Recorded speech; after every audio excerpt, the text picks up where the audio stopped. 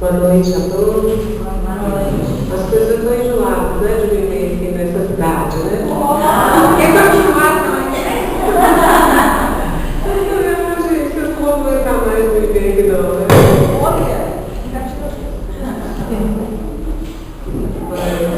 Muito bom estar aqui, muito obrigada pelo convite, mais uma vez, é a nossa terceira manifestação aqui na cidade.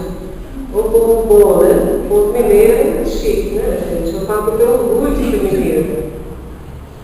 Em todo lugar que a gente vai ter um mineiro é diferente. É o trem e o ai, né? Acolhendo a gente, recebendo com carinho. E a gente sai com uns 8 quilos mais gorda, né? Daquele jeito. Porque como que você experimenta aquelas coisas boas? Como? Ainda estamos bebendo um mingau de milho verde, né? Com processo de amor. E como é bom ter amigos, né? A gente tem amigos aqui hoje que vieram de longe para trazer um abraço.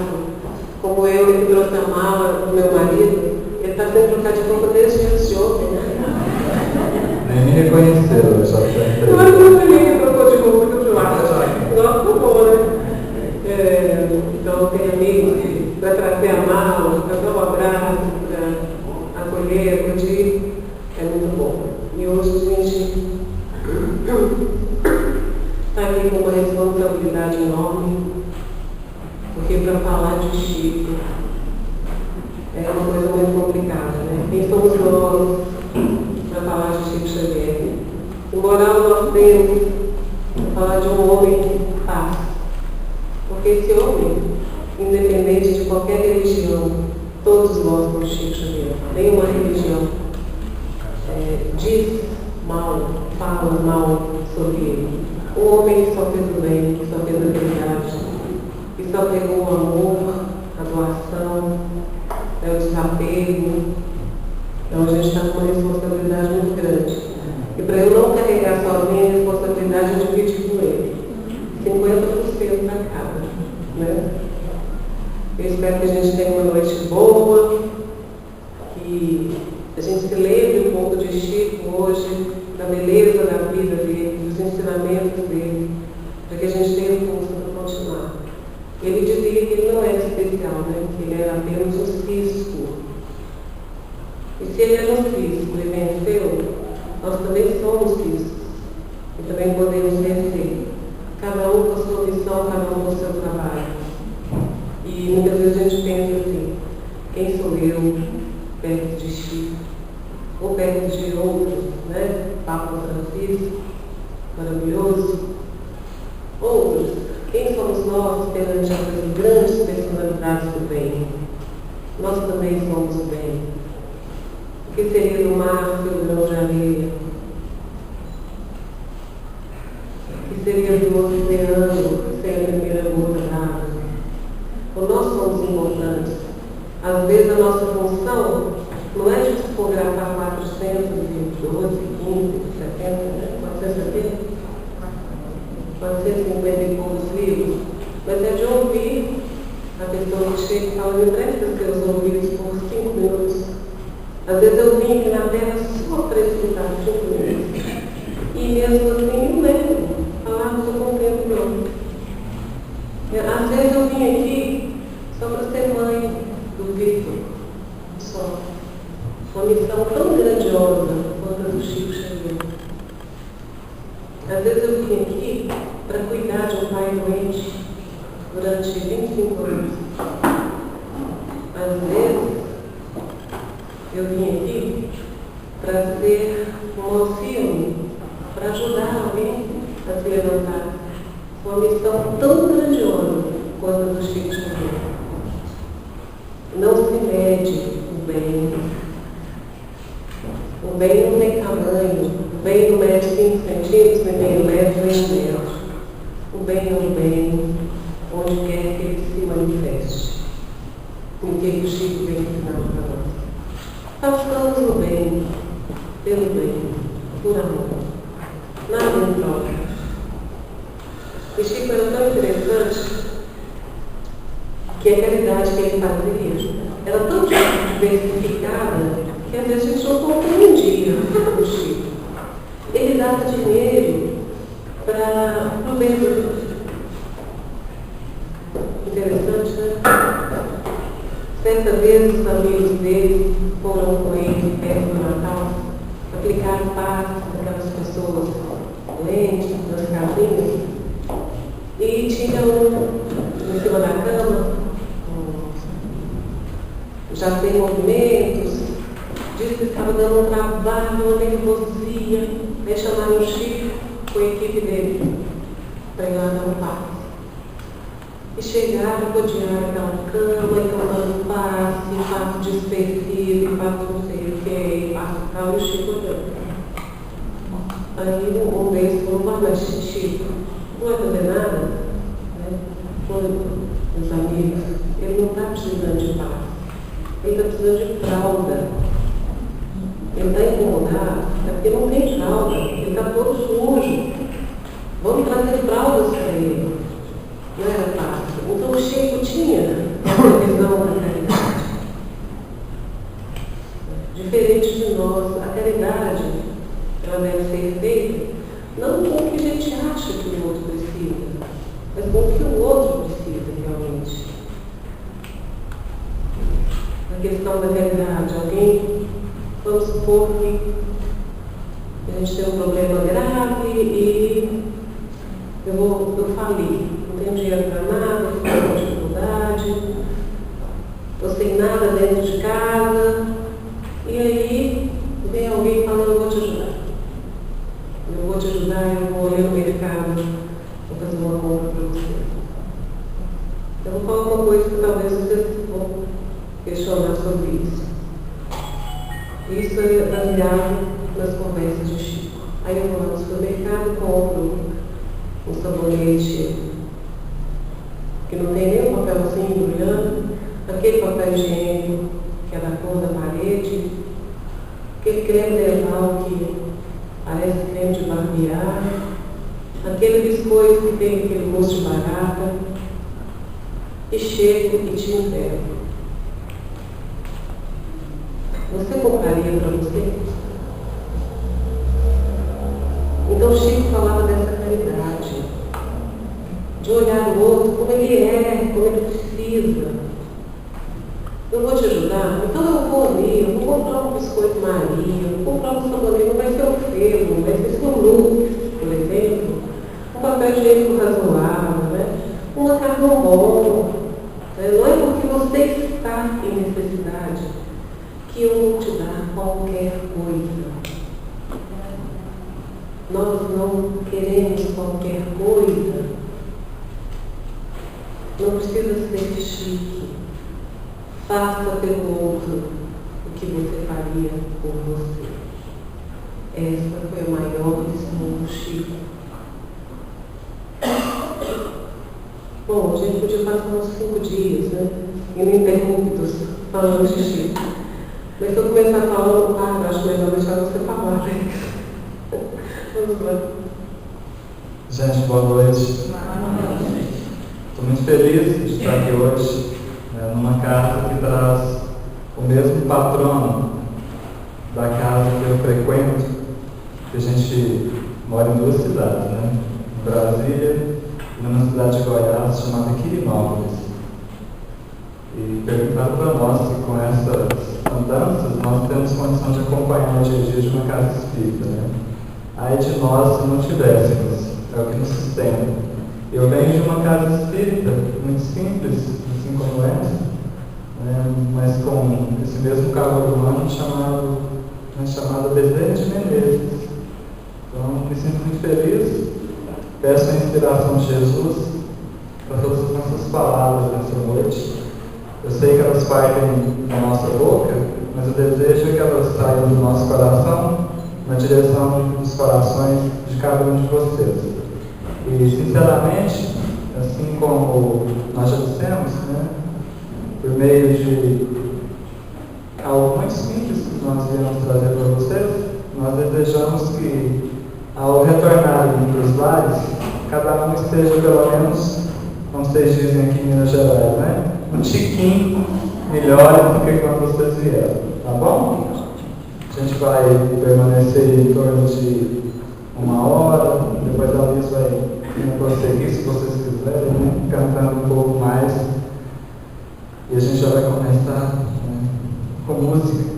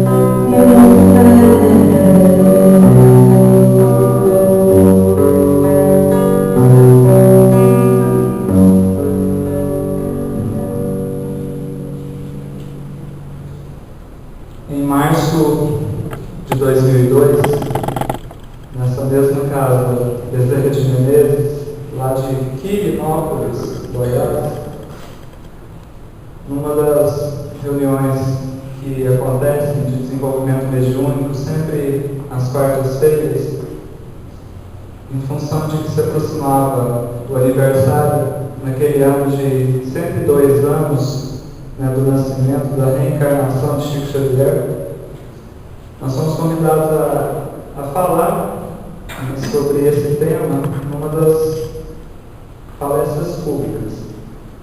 E nós resolvemos, de forma simples, como eu já insisto em repetir, transformar uma parte da vida dele, né, da trajetória do Chico, na forma de um poema, na forma de trovas.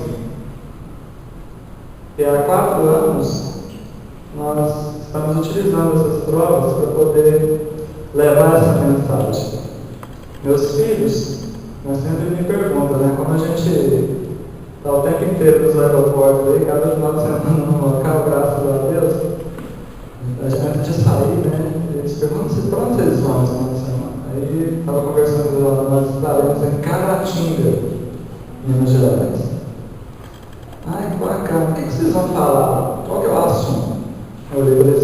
Xavier. Ele olhou para mim, né, o mais novo, sempre é mais abusado, os mais novos, né, gente? Assim, você está brincando? Eu falei, mas por quê? Vocês vão lá em Minas Gerais, no quintal do Chico Xavier, falar de Chico Xavier. Olhou para minha cara e falou assim, papai, você já ouviu falar um ditado de que a gente não deve ensinar Pai Nosso para vigário? Isso achou bem molhado. Eu falei, pode ser. Mas entendam esse momento aqui como uma grande oportunidade de, por meio dos exemplos do Chico, de muita coisa que a gente está cansado de saber, a oportunidade de nós olharmos para dentro de nós e, quem sabe, ou potencializarmos a caminhada que já consideramos que está muito certo, ou retomarmos o nosso caminho. Lá para as bandas das Gerais, em Pedro Leopoldo nasceu, filho de um operário com Maria João de Deus, Francisco de Paula Cândido, o nome que recebeu. 2 de abril de 1910. Esta é uma imagem da casa, né, em que Chico chegou por aqui, lá em Pedro Leopoldo. O nome de batismo não tinha Xavier, né? Ele herdou posteriormente, graças ao nome do pai, né, que se chamava José Cândido Xavier. Junto à família humilde, passou a primeira idade e logo aos 4 anos brotou a mediunidade. Conversava com os espíritos, descobria a verdade. Nós trouxemos algumas imagens do filme, né? Chico Xavier, para acrescentar um pouco mais as nossas palavras. Quando a mãe desencarnou, 5 anos ele tinha. Seu pai não pôde criá-lo. Foi entregue à madrinha, que além de lhe bater, o vestia de menino. O filme retrata isso muito bem, além das histórias que ele mesmo contava aos amigos. Inicialmente, Rita, sua madrinha, batia por qualquer pretexto. Ela não precisava de desculpa para bater, não. Mais tarde, ela o agredia sob a alegação de que aquele menino tinha o diabo no corpo. Não se contentando em agredir o menino Chico com varas de marmelo, ela, por muitas vezes, o agredia com garfos. Ela enfiava garfos na barriga do Chico e impedia que ele retirasse esses garfos, o que provocava terríveis sofrimentos àquela criança. Um contato mediúnico, lá na infância da vida, foi com esse espírito da mãe, que lhe falou decidida: filho, tenha paciência, as provas serão vencidas. Um contato mediúnico, lá na infância da vida, foi com esse espírito da mãe, que lhe falou decidida: filho, tenha paciência, as provas serão vencidas. Imaginem, meus amigos, qual a nossa reação diante das agressões que nós recebemos no nosso dia a dia. Chico ficou tão feliz com aquele contato com a mãe dele que ele correu e contou para a madrinha. Por essa imagem aí já dá para vocês perceberem o que aconteceu, né? A madrinha foi lá contou o padre da região. Penitência. 1000 Ave Marias com uma pedra de mais ou menos 15 quilos na cabeça durante uma procissão. Não parou por aí, não. Outro filho da madrinha, que de uma ferida sofria, procurou uma benzedeira que lhe deu uma simpatia. Toda sexta de manhã, Chico a ferida lambia. Tinha umas imagens um pouco mais fortes que eu não quis colocar aqui. Novamente veio a mãe conversar com aquele menino e deu o seguinte conselho para o Chico: filho, lamba com paciência. Não vai curar a ferida, mas vai diminuir a raiva da sua madrinha. Fique tranquilo que os espíritos se encarregarão de curar a ferida. E de fato a ferida foi curada. E a madrinha amenizou um pouco as agressões. Que imagem bacana. Nos imaginamos na posição de Maria João de Deus, mas principalmente na posição de Chico Xavier.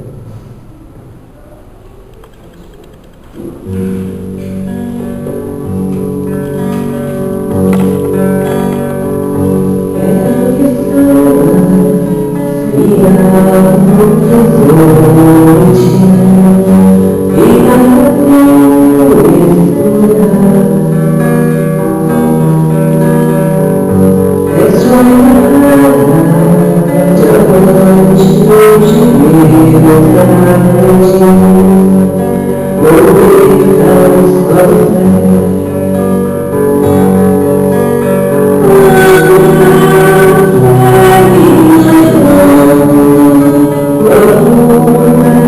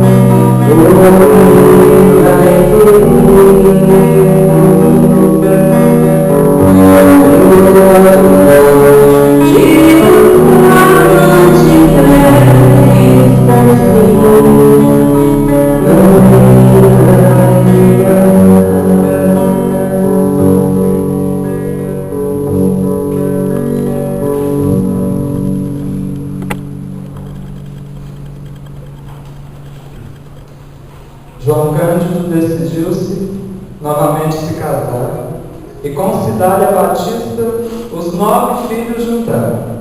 Francisco foi para a escola e depois foi trabalhar. O contato com os espíritos a cada dia aumentava. Aos 12 anos na escola, um concurso premiava. Quem lia sua redação, com certeza se espantava. E a cena, num primeiro momento, chegou a ser engraçada.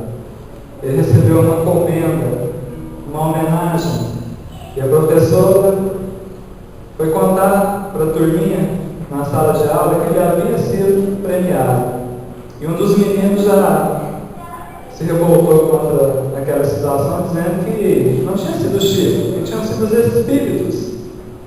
E uma outra coleguinha dele reforçou a tese, o professor já queria mandar aqueles meninos da diretoria. E o Chico, como sempre fez, desde a infância, disse que ela não estava mentindo, que realmente havia alguém que estava ditando para ele aquela relação. E que aquele ser estava do lado dele. E que ele poderia provar. E pediu para escrever. A professora, desacreditada de tudo aquilo, autorizou. E uma das coleguinhas pede para escrever alguma coisa aí sobre praia, sobre as areias da praia. Chico, então, pegou os giz, se concentrou, e ali está o texto. Meus filhos, ninguém escarneça da criação. O grão de areia é quase nada, mas parece uma estrela pequenina refletindo o sol de Deus. O grão, que ao pisarmos é insignificante, ganha dimensão inimaginável quando, junto com outros grãos, vira um instrumento do passar do tempo. A molecada, a professora, ficava num silêncio impressionante, assim como nós estamos aqui agora. Na escola da igreja, muitas coisas ele via, ninguém nele acreditava, zombavam do que dizia. Para o pai era loucura, para o padre, fantasia. Já com 17 anos, Cidália se foi também. Sua irmã se viu insana, da obsessão foi refém. Chico, leia Allan Kardec, disse sua mãe lá da além. Estudando o Espiritismo, aprendeu grande lição. Ajudou a criar um centro em um simples barracão. A casa Luiz Gonzaga era parte da missão. À sombra de uma árvore, na beira de uma represa, encontra-se com Emmanuel, um ser de extrema beleza, seu guia espiritual que o instruiu com firmeza. Caro Chico Xavier, vim lhe contar sua missão. Para começar 30 livros, esta é a orientação. Disciplina, disciplina, disciplina triplamente. Esta é a condição. A filha de uma grande amiga minha, dada a oportunidade de conhecer, resolveu assistir ao filme do Chico Xavier. Quando ela terminou de assistir, ela procurou a mãe e disse assim: mãe, aquele Emmanuel é muito ruim, mãe. Que ruindade daquele Emmanuel com o Chico Xavier, mãe. O Chico era bonzinho, ele era muito ruim, mãe. Severo e exigente, Emmanuel sempre instruiu Chico a manter-se fiel a Jesus e a Kardec. E dizia mais, que em qualquer situação que a sua recomendação divergisse das de Jesus e de Kardec, que Chico abandonasse e seguisse aos dois.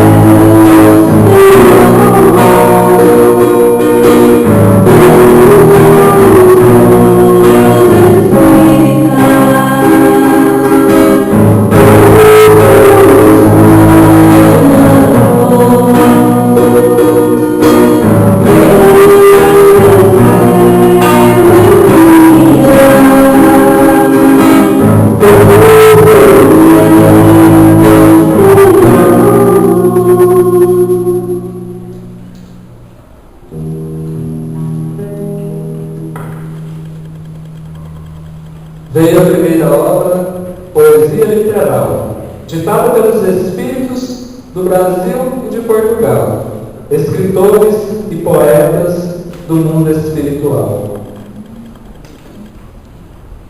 Parnaso Além Túmulo gerou uma série de controvérsias, perseguições, acusações e sempre o mesmo conselho da mãe: filho, tenha paciência. O modesto escriturário não quis direito autoral, permaneceu no emprego sempre em rotina normal e depois do seu trabalho, uma jornada especial. Tinha funções lá no centro e a quem o pedia ajudava. Mesmo sendo perseguido, ainda assim psicografava. As doenças o assolavam e ele não desanimava. Pessoas encarnadas, né, tentavam desacreditá-lo o tempo inteiro. Será que isso acontece? Acho que acontecia só lá em Pedro Leopoldo e Uberaba, né? Aqui em Caratinga não. Além dessas pessoas, Chico confidenciava aos amigos que inúmeros inimigos espirituais buscavam atingi-lo diuturnamente com fluidos negativos, com tentações. Meus amigos, mediunidade é muito sério. Dizem os mais entendidos, aqueles que são médiuns, com M maiúsculo. Não é brinquedo, não. Muitos de nós, que às vezes não temos conhecimento disso, não temos a mínima ideia do enfrentamento de um espírito que vem com um compromisso desse. Dizem, meu amor, que Chico chorava praticamente todos os dias. Já na década de 30, Chico se viu processado pela família de um espírito, por ele psicografado. Era Humberto de Campos, maranhense, afamado. Chico, em vários momentos da vida dele, no espírito daquela categoria, ele se sentia desanimado, frustrado e muitas vezes amedrontado. Essa situação desse processo, em determinado dia, quando ele recebeu uma intimação de um oficial de justiça, ele se colocou em prece, com muito medo de ser preso. E nessa prece, ele rogava a Deus que, se porventura ele fosse preso, que ele fosse preso em Belo Horizonte e não no Rio de Janeiro. Porque ele considerava que em Belo Horizonte ele tinha alguns amigos que pelo menos poderiam visitá-lo na cadeia. Em meio a essas preces aparece quem? Emmanuel. Com toda aquela sutileza, olhou para o Chico e disse assim: meu filho, você é uma planta muito fraca para suportar as forças das ventanias. Chico, você ainda tem muito o que lutar para um dia merecer ser preso e morrer pelo Cristo. Chico entendeu o recado, se acalmou um pouco, seguiu a sua vida no decorrer daquele processo que foi levado adiante.